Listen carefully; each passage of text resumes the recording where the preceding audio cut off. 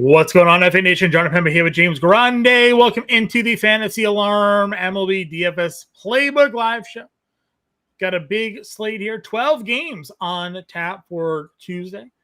Grande, how are we doing after last night? Tower Scooble looking good until he didn't. Once again, top price starting pitchers coming up a bit short for us here. No. All those runs were unearned. Well, then we lucked out there. All those runs were unearned. He had like 28 fantasy points. So well, then there you go. I saw the grand slam. I just turned it off. I didn't even know those were unearned runs. Unearned runs, all of them. He had 12 strikeouts, 6 runs, 1 earned run. Beautiful. Well, then there we go. I cashed last night. But we shout out to the Lone White Sox always, and then the Tigers let us down offensively a little bit, but the guys we had in our example lineup actually did well. Yeah, Wenzel had 2 hits, 2 RBIs. Carpenter had 3 hits. Riley Green had 2 hits. So plus Scooble, I made a. They definitely disappointed, but if you played the outfielders and Glaber who homered, then you were fine. There you go.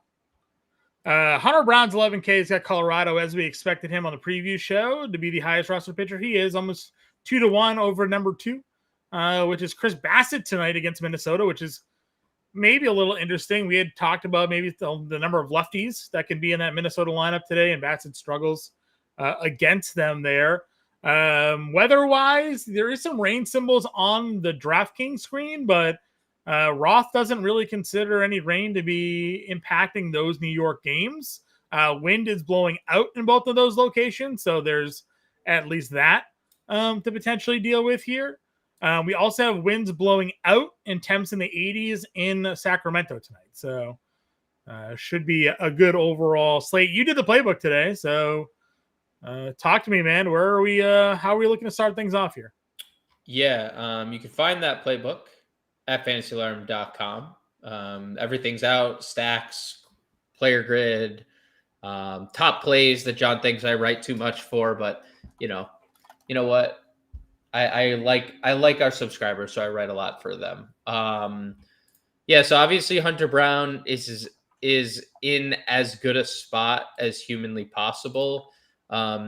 We've talked about the Rockies a couple times and how their numbers actually don't look terrible against righties. That is until you remove the fact that they play in cores.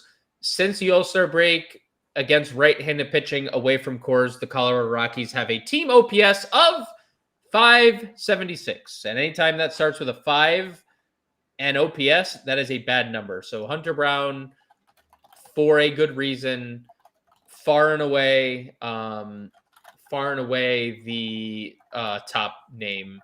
I, in the second tier, look towards Dylan Cease. He never ceases to let us down enough, but I do think that there's some interesting stuff here because you look at Seattle and you're like, whoa, look at Cal Raleigh. He has 50 home runs. Whoa, look at Randy Arozarena. He hasn't gotten out since the All-Star break. Whoa, look at Julio Rodriguez. He's only good every second half of every year. Whoa, look at Josh Naylor. He's stealing all these bases. Whoa, look at Eugenio. They, on paper, have a great lineup. Yeah. They're not putting it together. Since the All-Star break, against right-handed pitching, 25th in OPS and WOBA. And they also strike out at a 24% clip. Dylan Cease, we've said it all year, has been hit hard, but a lot of it is pretty bad batted ball stuff. His strikeouts haven't dipped at all, 30% strikeout rate, but his 4.7 ERA is attached to a 3.5 expected ERA. Obviously, a super good ballpark to pitch in as well. Not afraid to go to Dylan Cease in tournaments. Obviously, you don't need to do that in single entry because he is completely unreliable, but it's largely been due to some unlucky nature of everything. So Dylan Cease at 9,300 would be the next tier I look at. And then I think there's a trio of 8K pitchers I would look at, including Chris Bassett. First, Matthew Boyd, 8,700. I saw Warren said he's only here. The only reason he's here is because he wants to hear me talk glowingly and you talk glowingly about Matthew Boyd. And that's what we'll do because he is in a great spot. Since the All-Star break, the San Francisco Giants have a 595 team OPS, which is 29th in baseball. They are also 29th in WOBA. They are also 27th in WRC plus against lefties. And they also strike out 23% of the time. Not that Boyd has been like a big strikeout guy this year. He's dipped below 8K per 9, which isn't great. But 5 times this year, he struck out at least 8. So at least we know there's a ceiling, and this is one of those spots. So love Boyd in this ballpark against this offense. I am interested in Chris Bassett. You mentioned the lefties. They decided to play 5 lefties, 4 righties when they could go like 7 lefties here, but they are not doing that. They're playing more righties tonight. And one of the righties that are not in the lineup is Byron Buxton. So they're removing Buxton. They're playing more righties, Mickey Gasper and Austin Martin being 2 of them. And yeah, like we saw what happens last night. Matt Wallner, double dom. That could be Larnach tonight. Those guys are like the same player offensively. Like they have a high ceiling because of strikeouts. But Bassett has been pretty good this year. Since the start of August, the Twins are bottom 10 in every offensive category against right-handed pitching and nearly strike out 25% of the time. It's the 4th highest mark in baseball. So I think Chris Bassett's very safe here, $8,400. I think Boyd probably has the higher ceiling. Bassett is safe. And then you want to talk about ceiling, Yusei Kikuchi, another guy that has a very high ceiling if he throws strikes. When he walks people, it could be we're in for a short outing from Kikuchi. If he throws strikes, then, Kikuchi could be in there like he was last time out, 7 innings, dominating the Cincinnati Reds. And although the Rangers have improved offensively, that's still improvement is still ranking them 20th in OPS since the break, 20th in ISO, 20th in WRC plus. So improving only has them bottom 10 in the league in every major offensive category while striking out 23% of the time. So sure. You get Kikuchi, who's been over a strikeout per inning this year. Sign me up. Okay. Any other value plays? Obviously, that's the mid-range. Any targets for you here from an ownership perspective today? Pitching-wise, it was Brown, Bassett, Cease, guys we've already talked about. Palante is a 6K value when it comes to ownership today. Yeah, I don't really want to go there. Okay. Pittsburgh has actually kind of been okay, and they get O'Neal Cruz back. He and Payante has not been a good pitcher. Obviously, he has that one outlier performance over his last 2 months where he gives you, 7 nearly perfect innings. I'm not relying on that. Again, Sean Manaea is getting a lot of ownership. No thanks. Just have had no desire to play Sean Manaea at all. He's just been so mid. I would instead play Kershaw. We had talked about Emmett Shaheen last night, and I was like, I like Emmett Shaheen. Emmett Shaheen painted a masterclass last night because over and over and over and over again, we just continue to talk about how bad the Cincinnati Reds offense has been. And although they're a pretty good real life team, they do not hit home runs. They do not really do anything offensively nightly that puts any pressure on offenses or on opposing defenses. Since the break, they are 28th in OPS. They are 30th in WOBA or 30th in ISO, 27th in WOBA, 29th in WRC plus against lefties. They are also striking out 23% of the time. And over that same span, Clayton Kershaw, sub-3 ERA. In August, he's at 1.9. The strikeouts are obviously a little bit concerning, but he is by far and away under 8K, the best pitcher in the best matchup overall. So I don't think you have to go any further down. This isn't a situation where we have a blatantly mispriced Jose Soriano or anyone in that type of quality of pitcher in a good spot. That doesn't exist. So Kershaw's probably the lowest I'd go. I saw we had a question from Ryan about Luis Gil. No, I do not. I like to think that we'll eventually get the version of that we got last year. And I understand, you're trying to strike lightning in a bottle twice after Schlittler did what he did. But we had kind of talked about Schlittler being super reverse splitsy last year, all year, and he absolutely dominated the lefties last night. Absolutely dominated. I mean, dominated everyone, but Heel is not that. And also, Heel can't throw strikes. So you look at Washington since the All-Star break, that team has actually been super good against right-handed pitching. And I just don't like that pairing. Not throwing strikes. They run a lot. And if Heel's not going to have success against lefties like Schlittler had, I find myself going elsewhere. So I'm not as high as on Heel as we were on Schlittler last night. So no, I'm not there. Where are we going to the catcher position here? Spending up. Again, you have Shea Langoliers as a top option for us. Mid-tier play, Salvador Perez. Travis d'Arnaud is a value option, or where some of the ownership is going today. Kyle Raleigh finally got to the 50 homer mark. Don't say finally. Remove that from your vocab. Why would it be finally? Well, I mean, it took him a day. It's August. Took him a day. It's August. You got there? Finally got there. Where are we looking to spend up? Again, plenty of options, some really good matchups, in this top group if we wanted to spend the money there. Definitely Raleigh. First and foremost, it's Cal if you're spending up. I don't mind William Contreras either. Really good spot against Brandon Pfaadt. And then, I mean, that's probably it for the guys of 4K. Like, I know Langolier's getting ownership. You can always play him. Always live for a home run. The righties have not had as much success against Morton as lefties have. Okay. Let's see here. Mid-range for us. We highlighted. It's Kyle Teal. Yeah, so it's Kyle Teal, right? He's hitting third. So they have fifth. They switched the lineup. He's now hitting third. It's just simply Kyle Teal. Alejandro Kirk is in a good spot at $3,500 against Bailey Ober, who struggled against righties. Travis d'Arnaud, as you mentioned, is very solid in this price range.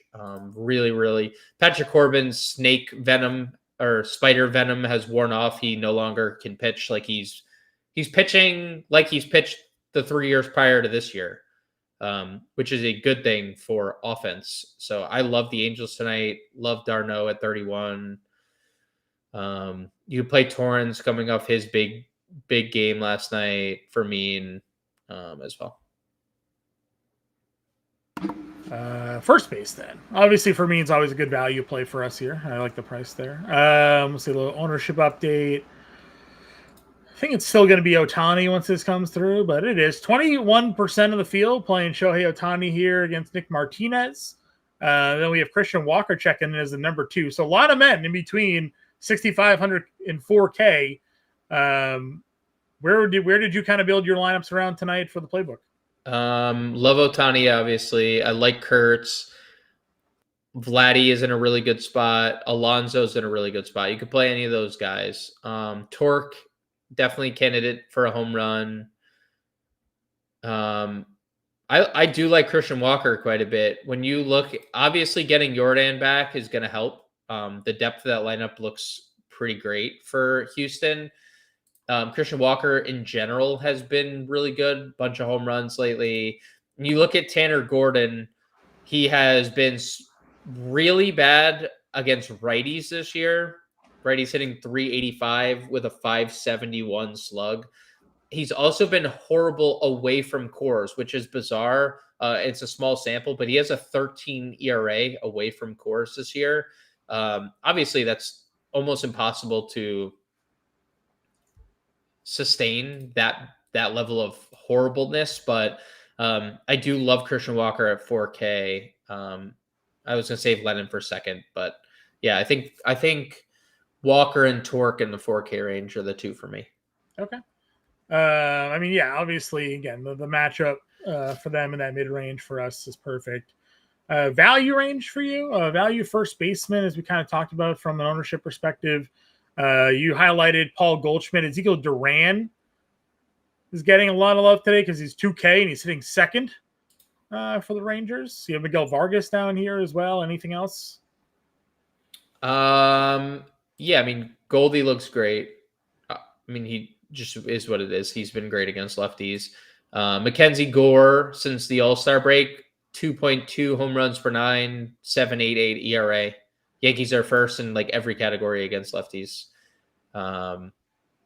Like Vargas, like Goldschmidt, you could definitely play Horwitz. And Duran, as you mentioned, is what he is. He's been better lately. Sure. Okay. Anything else? No. Okay. Second base. Up at the top here, Ketel Marte, Jose Altuve, Jazz Chisholm from a price standpoint, but there's not a single guy over $4,000 among the top 5 in ownership today. Wrong. I lied. I got to scroll up. Super wrong. Yeah, super wrong. We got, not too wrong. There's only 2 guys in the top 5 up over 4K. Gleiber and Jose Altuve. Rengifo, Alex Freeland, Ezekiel Duran, all under 4K in the top 5. Yeah, I love Altuve, but I love Houston tonight against Tanner Gordon. That'd be the guy I'd play over 5K. Love Glaber. Bryce Terang is getting no ownership for no reason. He's been good, like really, really good leading off tonight in a really good spot. So I would throw Terang in there. No one's clicking Lennon Sosa's name again. Don't know why, but I'll click Lennon Sosa's. I'll be brave and click his name.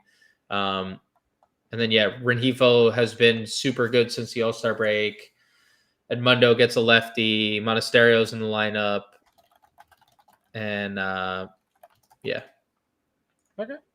Nothing else. It's good there on the Said like 9. Yes, yeah. Said like 9 names. All right, just checking. Like I said, there's like 10 guys super cheap that everybody's playing. So all right, third base.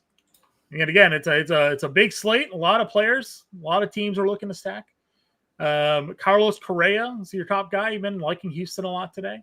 Another spot where no one's really spending too far up here. Are you building lineups around these guys? Yes, I like Carlos Correa. I like McKinstry. Those are probably the only 2 names I like above 4K. Alec Boehm under 4K. No, Anthony, I'm not worried about Philly because they struggled last night. Last night is last night. So no one's on Boehm 2% today. So good contrarian play. Cole Keith, if he's back in the lineup leading off, I'd go right back to the well. He has really good numbers against right-handed pitching this year.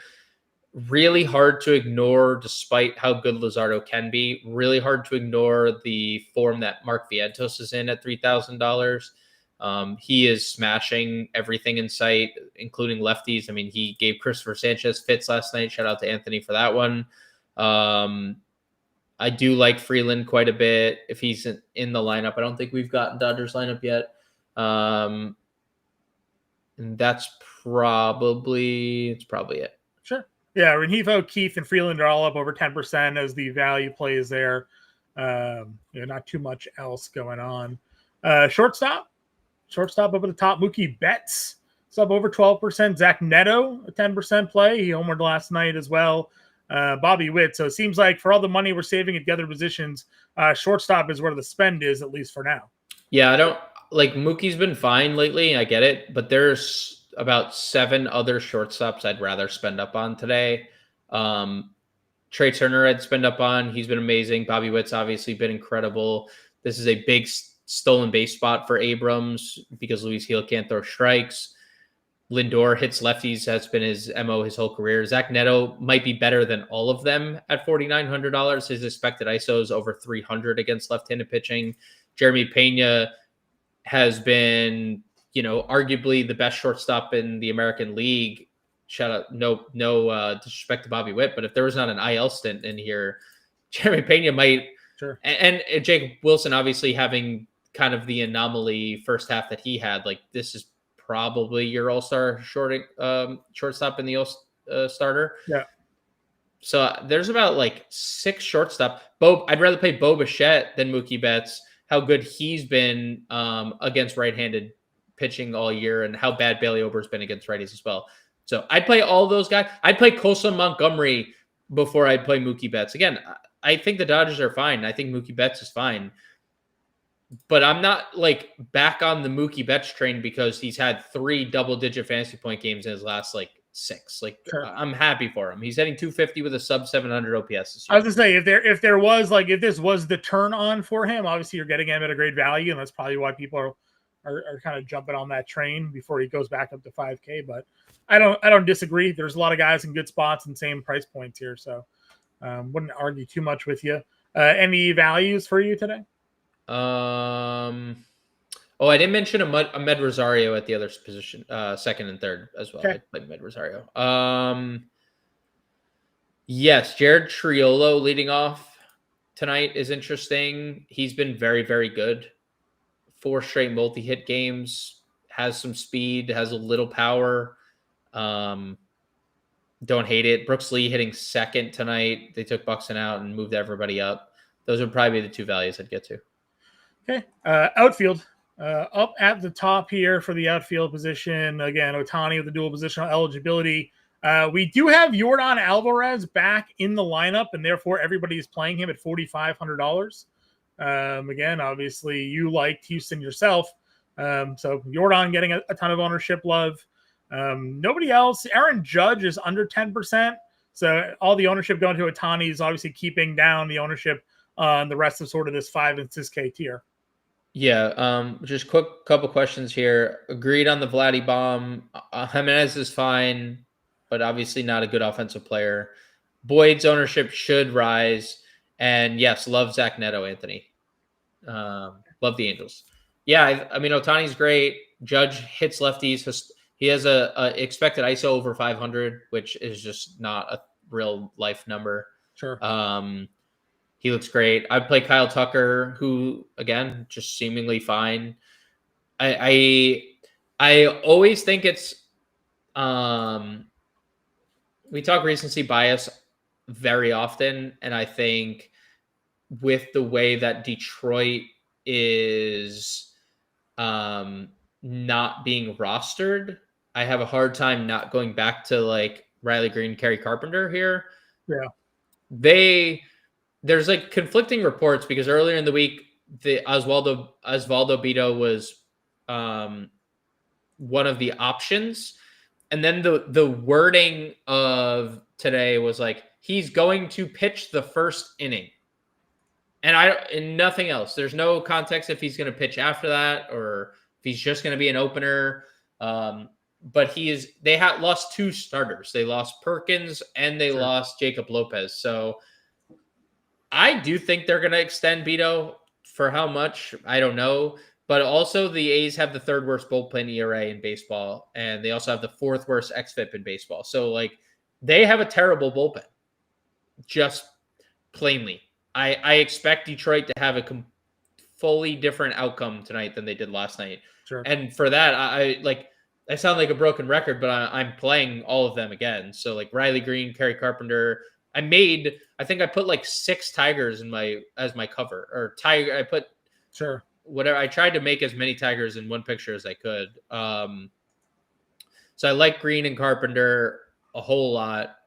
Stanton looks great. Bellinger hits lefties. Springer has been great.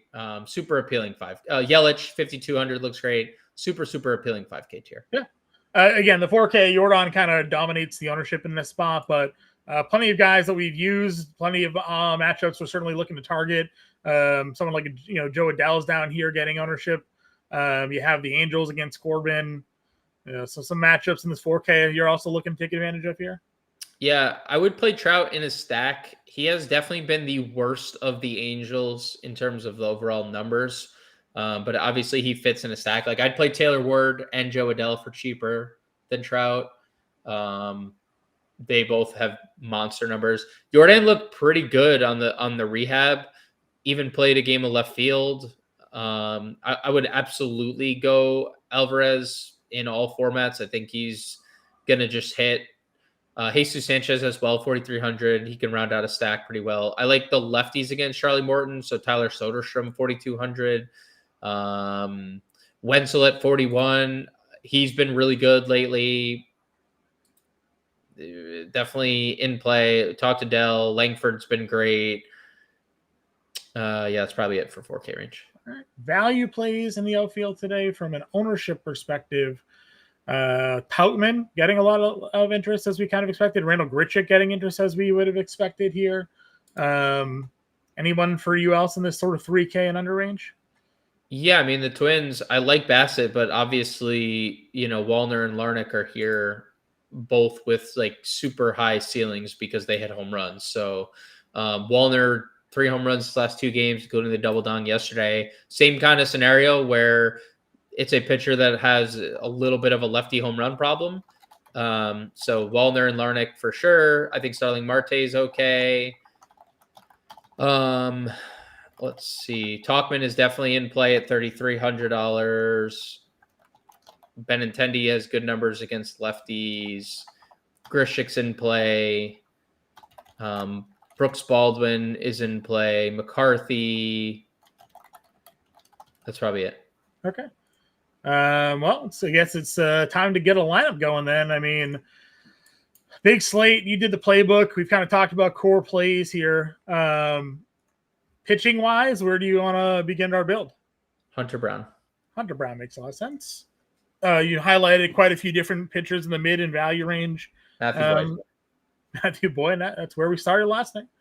All right, give me your main stack, and then we'll build the rest of the lineup in the Discord. The Tigers. The Tigers. All right, so we're going right back to the green Carpenter well. Let's play Cole Keith again. Okay. He's going to be the only cheap. Actually, we're gonna play Vientos at third. That's the one. Okay. Vientos, green, Carpenter. Yeah. Okay. As soon as it stops slagging on me, what's our catcher? Teal. Yeah, I don't know if we can get Teal. We need to play Vargas probably if we play Kyle Teal here. I mean, not the worst, but what's the where would you want to go? Yeah, play Teal. Play Teal Vargas. I think that works. Teal Vargas. All right. So we got Brown, Boyd, Teal, Vargas, Vientos, Green, Carpenter. Final lineup will be in the Discord for second, short, and that last outfield spot. We do appreciate you guys tuning in with us here today. Be ready for tomorrow's Wednesday main slate. The preview show will be coming out